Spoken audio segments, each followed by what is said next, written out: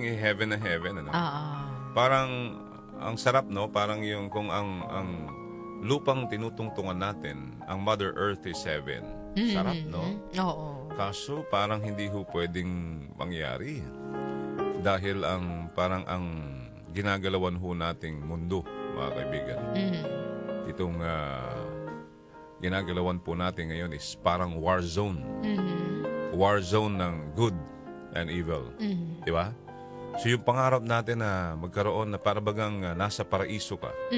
Na actually it's paraiso Oo. na ginawa ho ng Panginoong Diyos para sa kanyang mga mahal, tayong mga tao. Nasa laula ho kasi. Di ba? Kaya ngayon, ang labanan ngayon, war zone between good and evil. The question now, saan kayo papanig? Is it sa good or sa evil? Oo. Sabi ho nila, what is most powerful daw or more powerful eh? Is it evil or good, Darlene? Di ba? Sa tingin mo, sa mga nangyayari ngayon, what is more powerful? Is it good or evil? I don't know pero magkaroon kaya tayo ng survey, hindi lang yung survey ng ratings ng Pangulo, ratings ng mga politiko, rating ng ganito, yung naghihirap, mga ganon. Kayo mga survey, what do you call this, survey organization or company, mag-survey kaya kayo about good and evil.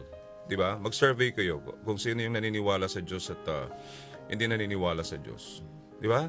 Minsan gawin din natin yun pang spiritual na survey, darling, para malaman natin, diba?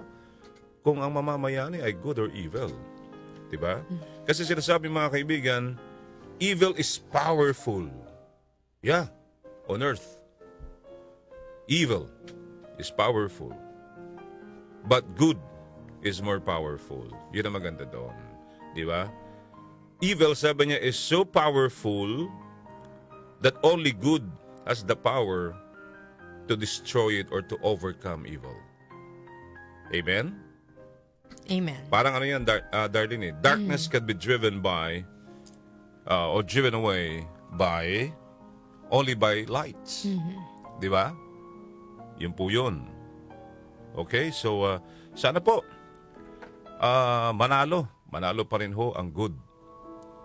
Di ba? Kaysa sa evil. Kasi minsan, sabi nga nila parang ang hirap, may question kasi, ano ba mas mahirap? To do good or to do evil? Darlene. Sige, ikaw. But, ang hirap. Diba? Diba ang hirap, no? Which is harder? Madali sabihin na to do good. Yes. Pero hindi naman din talaga natin nasasabuhay all the time. Oo. Mga kaibigan, ano yan nasa motivation ng tao po yan sabi nila, mas mahirap daw ho ang gumawa ng mabuti kaysa sa masama. For simple reason that, sabi niya, morally good acts are less numerous than morally bad ones. Di ba? Okay? So, naintindihan po natin ngayon. Oo. Ang tanong na naman ngayon, Darlene, bakit hinahayaan ng Diyos, partner, bakit hinahayaan ng Diyos na gumawa tayo ng masama? Di ba? Kung talagang mahal mo kami, Lord, ba't ganun hinahayaan mo po kaming makagawa ho ng masama? Hindi man ho namin intensyon na gumawa ng masama, Panginoon. Why? Di ba? Why hinahayaan mo na nagbibenta siya ng shabu, pumapatay siya, nagagahasa siya, nagnanakaw sila sa kaban ng bayan, Lord? Hinahayaan mo lang na sila'y mamerwisyo sa kapwa. Hinahayaan mo silang maging sakim sa kapangyarihan. Diba? Ba't hinahayaan mo ang mga taong ito, Panginoon Diyos? Yan ang tanong natin ngayon Hindi natin siya inaaway. We're not questioning the Lord, but we're just asking Him, why? Why, Lord? Diba? The omnipotent. Sabi nga nila, the Alpha and Omega, Lord, bakit po ganun? Sinasabi, thou mayst choose for thyself what is given unto thee. That's Moses' partner in the Old Testament.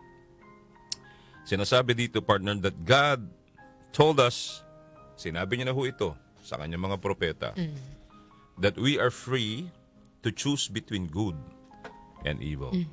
Bakit kaya ganun? Bakit ganun? Hinayaan lang niya. Darlene. Kasi, Darlene, ang sinasabi dito, yung balance. Yes. Balance po yan. At sinasabi rin niya dito, Darlene, ay very simple lang.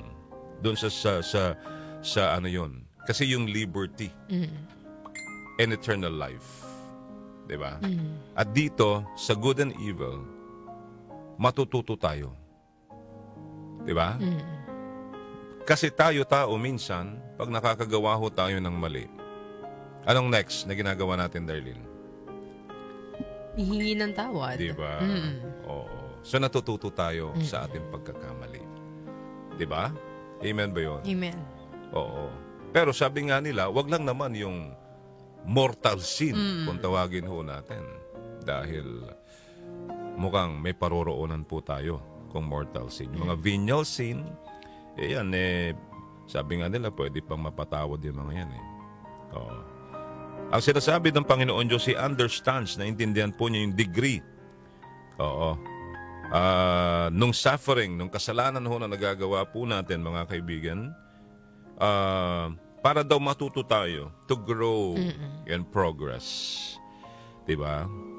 Kaya hinahayaan niya yung ganitong mga pangyayari na na-experience po natin independently. Diba? Nalalaman po natin ang tama at mali. Amen? Amen. All right. So for today, let us all remember that nothing in all creation is hidden from God. Wala ho tayong may tatago sa Panginoon ayon sa Hebrew. Everything is naked and exposed before His eyes. Ang hubad na katotohanan, mga kaibigan, ay wala ho tayong may tatago sa Diyos na lumikha sa atin. And He's the one to whom, sabi ho, we are accountable at the end of the day. Alright? Wala ho kahit sino man na nilalang sa mundong ito ang makakapagtago sa Panginoon. Okay? But all things, sinasabi, are naked and exposed to the eyes of God, to whom we just give an account. Okay? Hinahayaan lang niya tayo, partner. Hinahayaan lang niya tayo. Diba? Sa ginagawa natin. Sige lang. Parang ano lang yan, partner, tatay mo. Sige lang. Sige lang. Pero pag dumating yung panahon na sumobra ka na at talagang nawiwili ka na sa maling ginagawa mo, anong ginagawa ng tatay at nanay? Di ba? Dinidisiplina. Dinidisiplina ang anak. Alright? Para magbago. At para magbalik loob. Di ba? Maging mabuti muli. Amen. 6:17 in the morning today. It's Malasakit Day, Thursday. Yes, we are willing to help. Yan ho ang trabaho naming mga media practitioners, mga broadcasters, aside from nagsishare po ng mga balita sa inyo, mga totoo at naglalagab live na mga balita. Tayo po kahit papaano gumagawa ng paraan para makatulong po sa inyong lahat.